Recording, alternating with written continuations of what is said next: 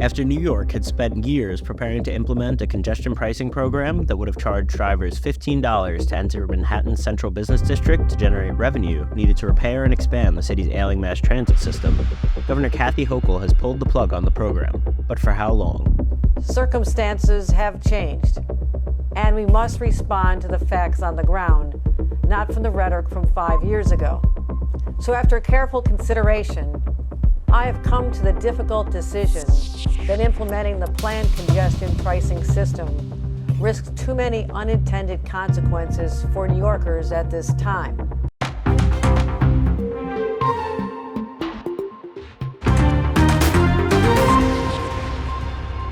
Welcome to the Staten Island Advances from the Scene, a podcast bringing you an inside look at the biggest stories on Staten Island with the reporters who cover them. I'm your host, Eric Bascom, and this week I'm joined by Staten Island Advance Transportation Reporter Mike Matteo to discuss New York City's controversial congestion pricing program being placed on an indefinite pause just weeks before it was set to take effect.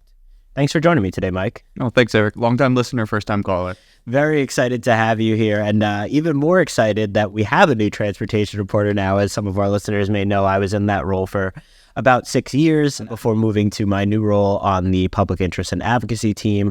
And so Mike has taken over transportation for us just in time for congestion pricing to kind of hit the fan. So you got a nice warm welcome from New York City News. But for our listeners who may not know you too well yet, I was hoping you can kind of just give us a little background, tell us about yourself and kind of how you ended up here at the Advance. Yeah, sure. So I am a lifelong Staten Islander. I grew up in Oakwood, so I spent a lot of time both on the trains there. I spent a lot of time driving around.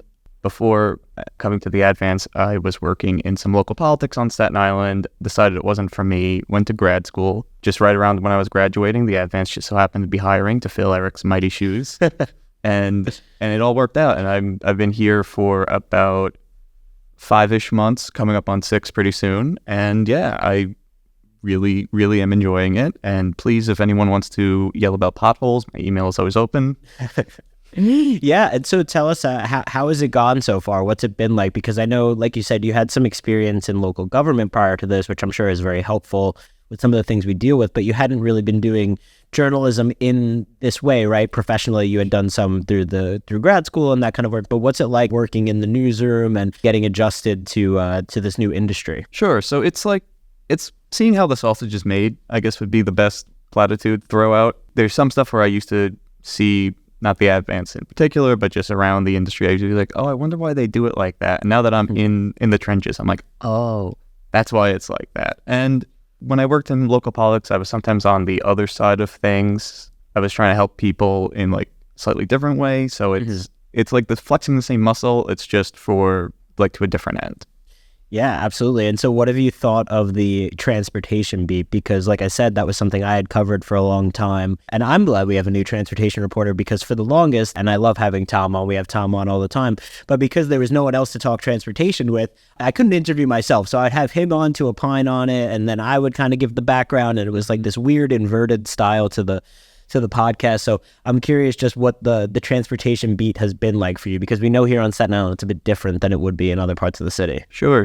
So a little joke at the beginning, it has been a decent amount of potholes. I'll own up to that, but a lot of it's also been just trying to figure out jurisdictional issues, which we were talking about earlier. Yep. A lot of it has just been, honestly, a lot of it is just sitting down and listening to people, because while it might be about a pothole or about a stop sign that fell down or whatever, like it may not seem like this huge issue to an outside person, but to the person who's talking to us about it, it's like the biggest deal going on right now. So it's just kind of understanding that, which is like, it might not sound exciting when you first read about where you're going, but knowing that you need to go in with, this is important to them, so it's important to me. And important to the community. And then honestly, I've been surprised a couple of times about how like well received some of the stuff I've written has in that regard, or even just going in and from reading it to seeing it and be like, oh yeah, this is a big problem, like even bigger than the person who first reached out was kind of saying, like this is like something that can be really a really important change if we can get the right things to happen. Yeah, and I think that's why transportation is one of the more interesting beats here at the paper, because we get to cover these large citywide issues like what we're going to talk about today, but then you also do have that hyperlocal content that we pride ourselves on here at the Advance, where you're talking about where are the new stop signs, where are the new speed bumps, where is there a speeding issue and that kind of stuff. So to be able to be in both of those worlds at the same time, I found really rewarding, and I also found refreshing in the sense that you're not always dealing with the same thing over and over again. And so I'm really excited to have you on. I think you've been doing a great job so far. So let's get into congestion pricing. So this is something I have been talking about on this podcast, in the newsroom, in my personal life, wherever for the past 5-6 years. And so I was hoping, I think that everyone who's listening kind of knows what this is at this point, but can you just give kind of a brief overview of congestion pricing and what that program would have looked like? Sure, and I'm very happy to hear this, not just me who's been spending waking hours talking about it off the top. So you kind of touched on it in our intro. Congestion pricing, well, it was born in 2017, really, when the MTA had its summer from hell in terms of delays, cancellation of service. It's a lot of problems all bubbling to the surface at once. And in response to that, 2 years later, which is kind of quick by Albany timeline. It really is. 2 years later, they passed a bill. It was 2019, and they passed a bill kind of saying to increase funding for the MTA, we're going to implement this plan called congestion pricing, which has been implemented in some European cities. London, Stockholm are the ones usually brought up.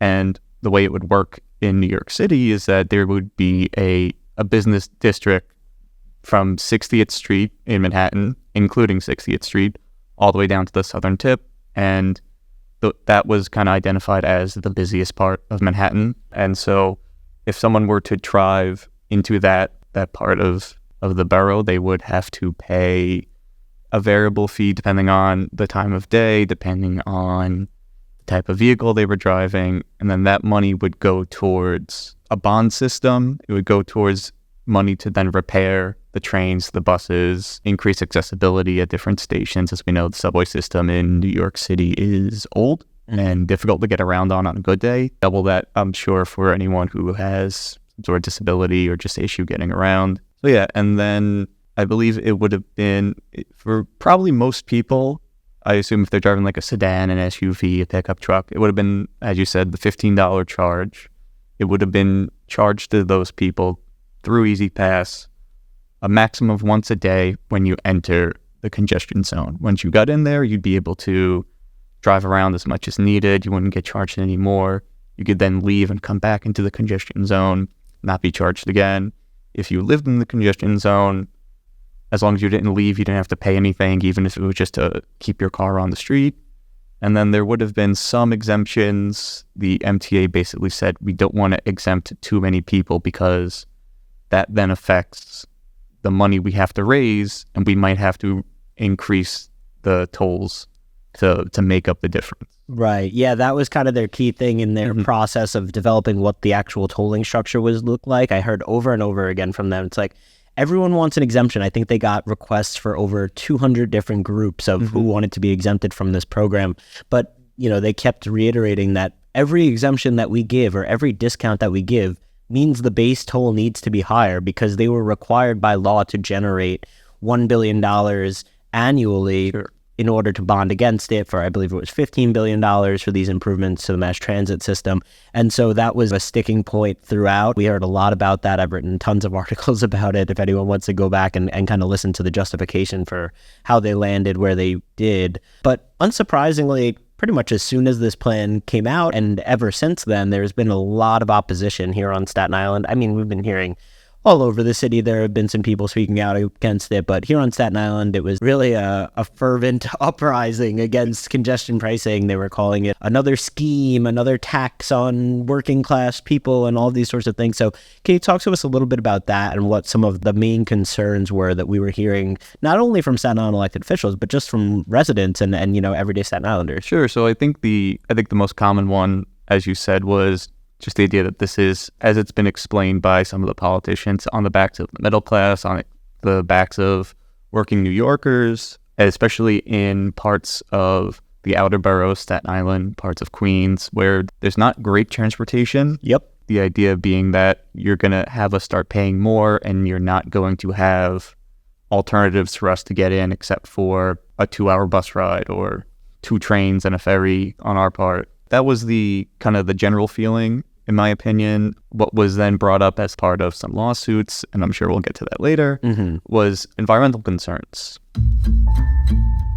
My name is Vito Fasella. We're here to once again, beat the drum against congestion pricing. As we've been saying for months, that this is bad for the people of Staten Island in particular. It's bad for the city, it's bad for the region. Frankly, it's a three-strike loser for the people of Staten Island because we all know you got to pay 2 tolls to get to Manhattan if you drive a car. And the congestion pricing proposal, the scheme that has been brought forward, would actually increase traffic and increase pollution for the people of Staten Island. So thus a three-strike loser. Yeah. The MTA had to do an environmental analysis, and in one of the scenarios, they said that congestion pricing would bring more congestion and truck traffic and pollution to Staten Island, to the outer boroughs, as people are kind of trying to skirt around having the toll in the congestion zone. That was the basis of that, the idea that we're making the air cleaner for some of the, not entirely, but some of the wealthier zip codes in Manhattan. Yep. At the expense of Staten Island's North Shore being one example. And I think you hit the nail on the head there. I think the environmental concerns were something that we heard a lot about here on Staten Island and also in the Bronx, and that truck traffic would be diverted there, increasing pollutants in those neighborhoods. And then just the fact Staten Island is the most car-dependent borough, and we are that way because we do not have a connecting subway line to the other boroughs or the rest of the city. And so your only way off is making your way to the ferry or driving over the Verrazano or, express bus. But so Staten Islanders oftentimes need to drive just for the sake of their day-to-day lives and how things work and just making things easier for them.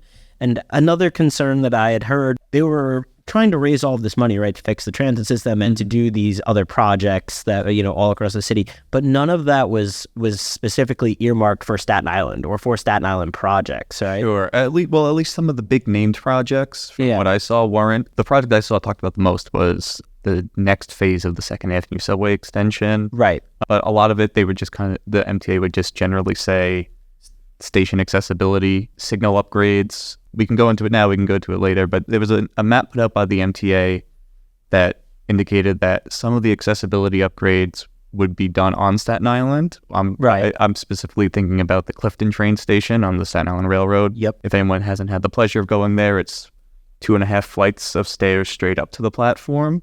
I assume that would be something like the New Door upgrade that we saw in the last year or so where they put elevators in. But yeah, a lot of the money would be going towards General Signals, 2nd Avenue subway.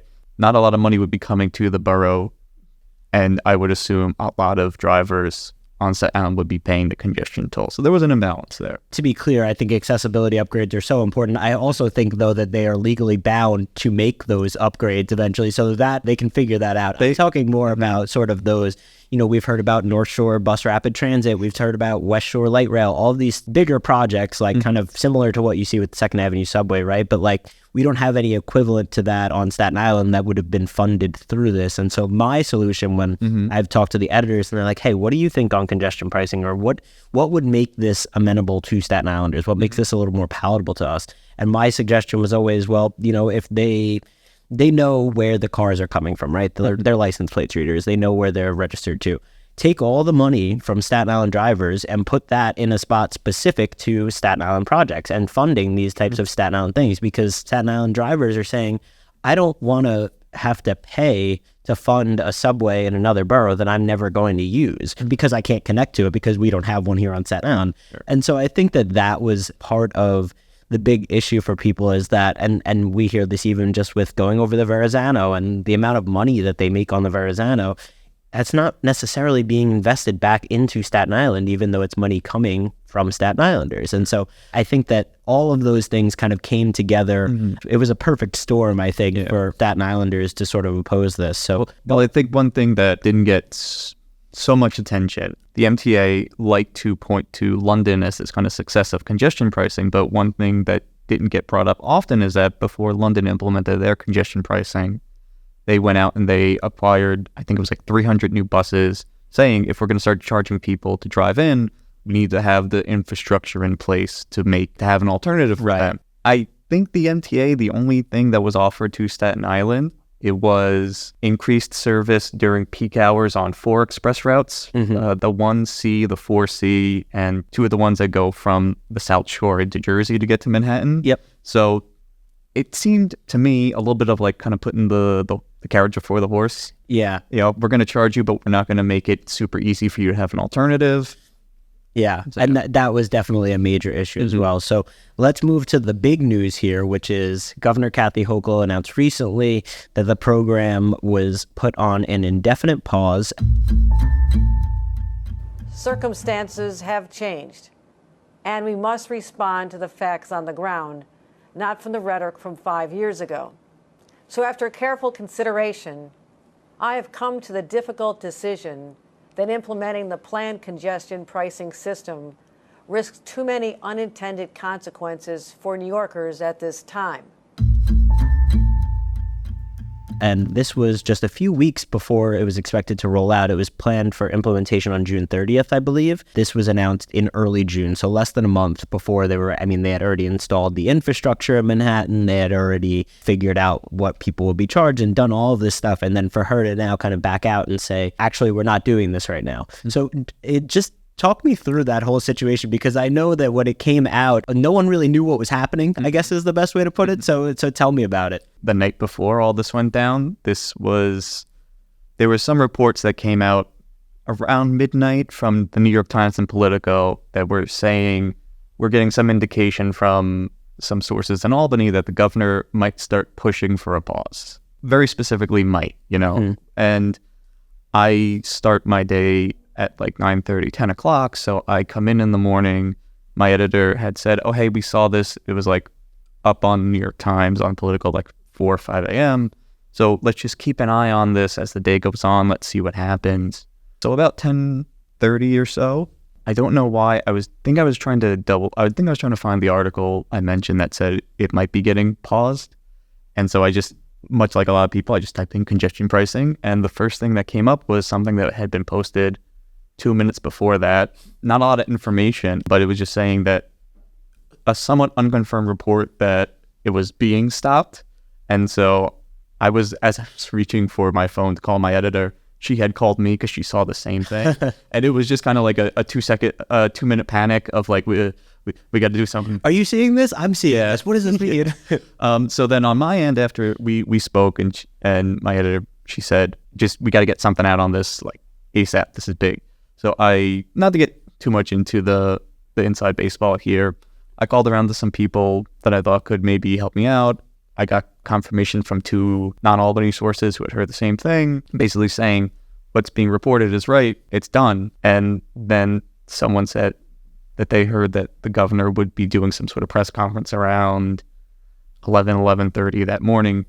So I'm writing the article from the information I have, and then I look over on the TV and I see it's a pre-recorded statement from the governor, and she basically said what had been reported. We are going to pause congestion pricing. I believe the rough sentiment was she didn't want to raise money on the backs of working and middle-class New Yorkers. She also gave some indication that the decision was pushed by the fact that the central business district hadn't fully recovered from COVID. The ridership of the MTA was down. Mm-hmm. And in the statement, she said she was worried that making it more expensive for people to drive in would maybe just push them to just stay home altogether. Mm-hmm. And then the ridership bottoms out. The stores in that district don't get as much foot traffic, which is not insignificant, but, I don't know about the justification for it there. Yeah, and then that was the morning pretty much. And then 1 p.m. rolled around and it felt like I'd already been working for 12 hours. I've had those days. And then a lot of it after that was just kind of hurry up and wait while we try to see what news starts trickling out. Yeah. And so one thing that I know that the governor has not said explicitly here, but I've seen kind of implied by people or mentioned in some other reporting, is that this pause was pushed by maybe some congressional representatives who may have been concerned about what congestion pricing might do for them in the upcoming elections. Obviously, we have a very significant election coming up this year, and so people are going to be out in droves voting, and I think that there was some concern that if Hochul, a Democrat, were to push this through, that may have something of an adverse effect on the Democrats who are trying to maintain their seats or who are trying to win seats. And so, like I said, this is something that the governor has not come out and said explicitly, but I have heard kind of reported in other places. And so have you kind of seen that same thing? I'd seen the exact same thing. Call it political realism, call it political pessimism. Definitely a concern considering the timing about it, considering that it seemed to be such a sudden decision. I know in a press conference, this was well after the fact, maybe the following week, the chair of the MTA, Janno Lieber, basically came out and said, not that he was totally blindsided by it, but he said he basically only found out about the decision the night before, so about 12 hours before the public knew about it. So definitely it's going to be hard to dodge the allegation that that's the driver of the decision making. She obviously wouldn't never admit to it, but it's something to ask. But it's understandable, yeah. And so I want to talk a little bit about the reaction that we've seen here on Staten Island from the local elected officials. This is something that they had been fighting against pretty much since it was introduced, or even the theory of it was brought up. And so I know that they held a little press conference at Fort Wadsworth to pat themselves on the back and celebrate a little bit. I believe you were there covering it in person. So I was hoping you could tell us a little bit just about what you heard from our electeds when they kind of did their victory lap on this one. Well, I think victory lap is definitely the best way to characterize it. It definitely was celebratory, but there was some of the speakers and the statements they gave was an air of, okay, it stopped, but we want to make sure this is done. I believe it was our borough president, Vito Fasella, who said, we want this to die on the vine. The cameras are still up. The wording has been, for the video viewers, indefinite pause, air quotes for the audio viewers. And they don't want it to be indefinite. They just want it to be done. So yeah, definitely celebratory. Definitely, we're glad we did this, but we need to be vigilant and make sure that it doesn't rear its head back November 8th or whatever post-election day is. Yeah, and months ago, the borough president had partnered up with the UFT to file a lawsuit against congestion pricing, or in an attempt to stop congestion pricing, talking about a lot of those environmental concerns that you had talked about earlier. It sounds to me like even with this indefinite pause that they and some other people, they've gotten lawsuits from New Jersey and all this, those lawsuits are still continuing, right? People are still trying to kill this in court so that it can't come back. The borough president, the UFT, pretty much all of the island's elected officials have all signed on to us. They've all said the same thing. We're not going to drop the lawsuit. The MTA has said they're not giving up on lawsuits either. They're going to still try to defend this. The only difference really being is in one of the filings for one of the lawsuits. The MTA's lawyers basically said, the only thing we can say right now is it won't be happening on June 30th. So I think all parties involved still see like this is an ongoing thing. This is something we should still try to pursue. I haven't heard any of the lawsuits, even the New Jersey ones, even mention dropping it. So I think going in, everyone was like, okay, this is great. We're still going to get this to the courts. Yeah, absolutely. And like you said, and like you did with the air quotes, it's indefinitely paused, but they didn't say it's canceled. They didn't write new legislation to take it out of the state law. And so there definitely is room for this to come back around if they do not win one of these lawsuits or introduce new legislation or do something to really fully end this. And so another thing that we had mentioned a little bit earlier, but I wanted to dig a little deeper on, is that, like we said, this program was expected to generate over $1 billion annually to be bonded against for up to $15 billion worth of these mass transit improvements.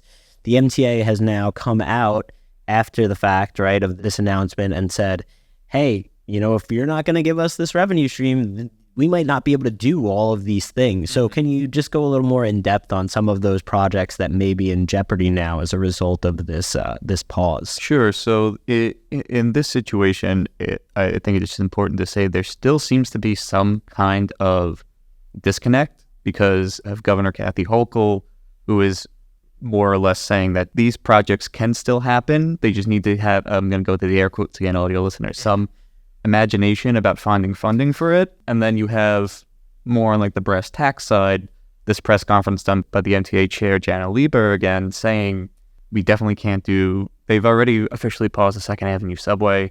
They said they're going to do the best they can with the funding they have for the accessibility. As you said, it's legally mandated, but they just don't know when they can get to all, or if they can get to all of it. I've pretty much heard that every major project, the signal upgrades, the Second Avenue subway, are just kind of dead in the water right now. The MTA has indicated that for their remaining budget for the capital program, which I think is through to the end of this year, they're pretty much just devoted the funding to what they call state of good repair, which is basically the basic maintenance, making sure it doesn't fall to make sure the trains stay on the tracks. Yeah. So that's where they've said their priority is. So I would severely doubt some of these bigger price tag projects are going to get off the ground. Yeah, that's how it sounds. And so you mentioned that Governor Hochul said we've got to be a little imaginative here. Has she imagined any solutions yet, or do we have anything from either New York State or from the MTA in terms of how they're looking to make up for this lost revenue? I guess it's not lost revenue because they never had it, but you know what I mean. Yeah, so the answer is yes and no. And it was immediately after the pause was announced, you start hearing rumblings out of the state lawmakers in Albany. The state assembly, the state senate, still had 2 more days left on their legislative year. So they were up in Albany, and there were some rumblings coming out about alternative funding, some political horse trading to try to get votes on things. But ultimately, they left Albany without some new source of money for the MTA. Some of the things discussed, I'm sure by this point, people had heard, was an upping of the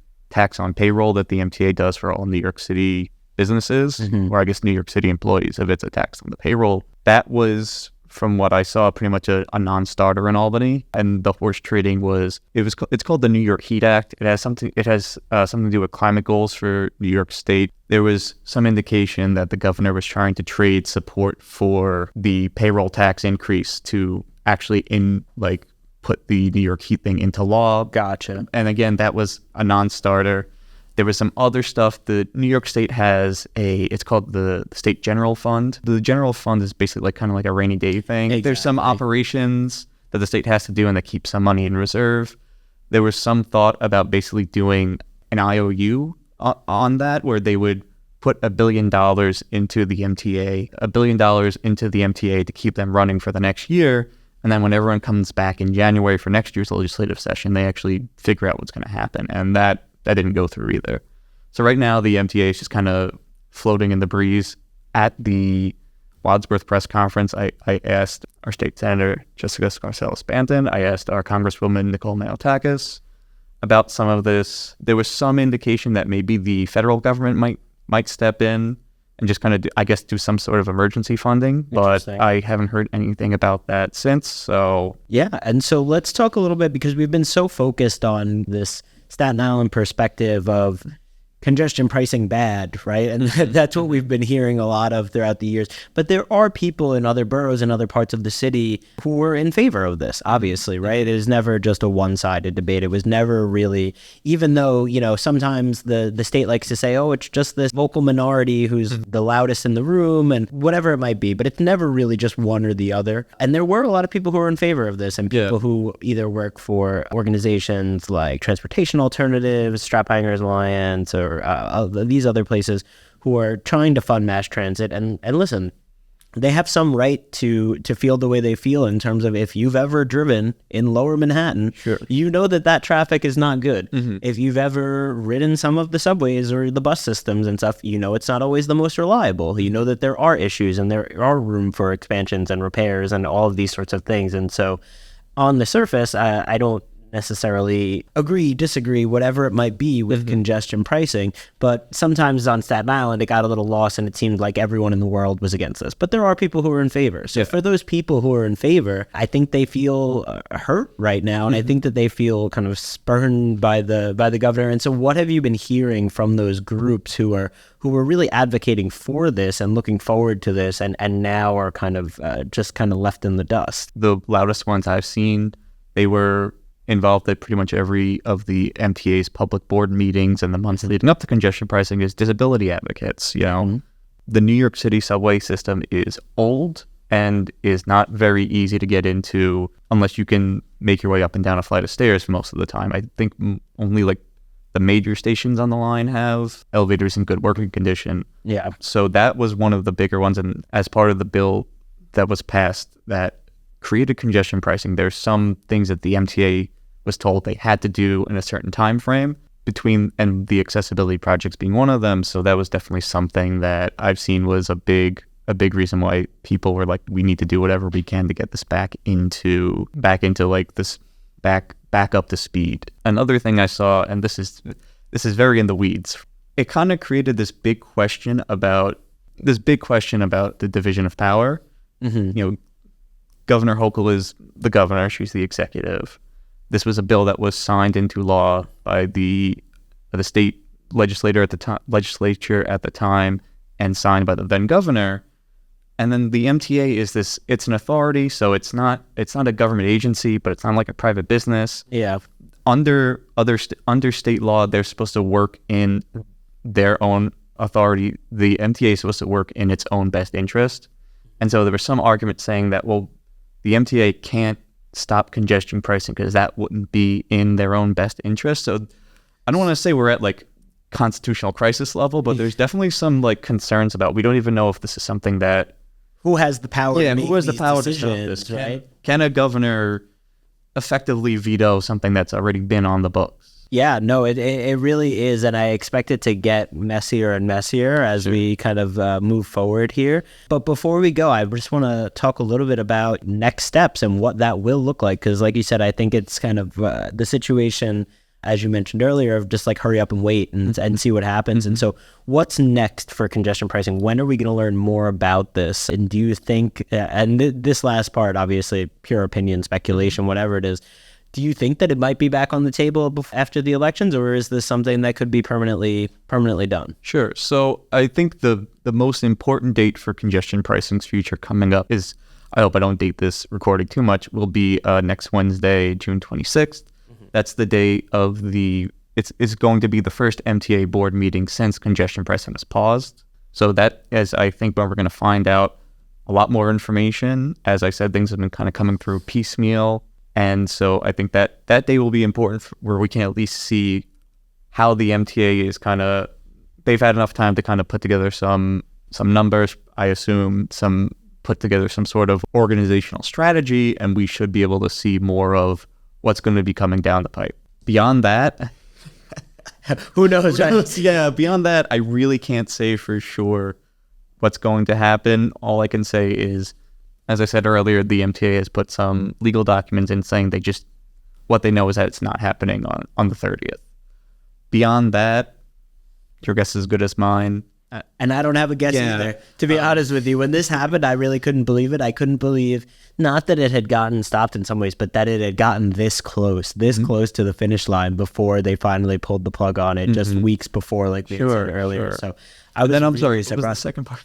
No, the second part was that, just kind of speculation in terms of what may or may not happen here. But I don't think there's really any way for either of us to know. I can tell you, at least beyond speculation, we talked about the lawsuits designed to stop the MTA from implementing it. I can at least tell you the city controller, Brad Lander, he is kind of exploring, for a multitude of reasons, he's exploring a lawsuit that would basically compel New York State to restart congestion pricing. Some of the reasons have to do with, like I said, with this kind of issue of, is the governor overstepping her jurisdictional bounds? We eventually found out, this goes to what I said about being piecemeal, after she announced the pause, no one knew how she was going to actually enforce that. Right. So, like, at the time, people thought that the MTA board, being that it is an authority and should work in its own interest, people thought that the MTA board could this might sound like crazier than it was, could go rogue at the MTA board meeting and just still put it through to implement it. Yeah. What ended up happening is that to implement congestion pricing, the Federal Department of Transportation had to receive signatures into like this agreement from the MTA, the State Department of Transportation, and the City Department of Transportation. And so the way that this thing got, quote unquote, killed was the governor, who is in charge of the State Department of Transportation, could basically tell them not to sign that agreement. And without that, all three parties signing that agreement, it's not happening. But then at the same time, the Federal Department of Transportation just released some sort of kind of ruling that said that they saw no issue with congestion pricing and it could maybe continue as planned. So Yeah, we're just gonna have to wait and see on this. And I think it's so funny. We talked about early on in the podcast all these lawsuits trying to prevent implementation, and now we have lawsuits trying to push back for implementation. And so this whole thing is just such a mess, and it's been so back and forth. As we were wrapping up here, I just got an email about a Riders Alliance rally in support of congestion pricing before the board meeting next week. So this is something that is not going to go away anytime in the near future. So you've been doing a great job kind of jumping into this with your coverage so far. So thank you so much for coming on the podcast today. And thank you so much for having me here. Yeah, of course. Look forward to having you back on soon. No, thank you. I can't wait. Thank you for listening to the Staten Island Advances from the Scene. If you like what you've heard, please make sure to rate and subscribe wherever you get your podcasts, and visit silive.com for the latest on all these stories and more. Thank you for supporting local journalism.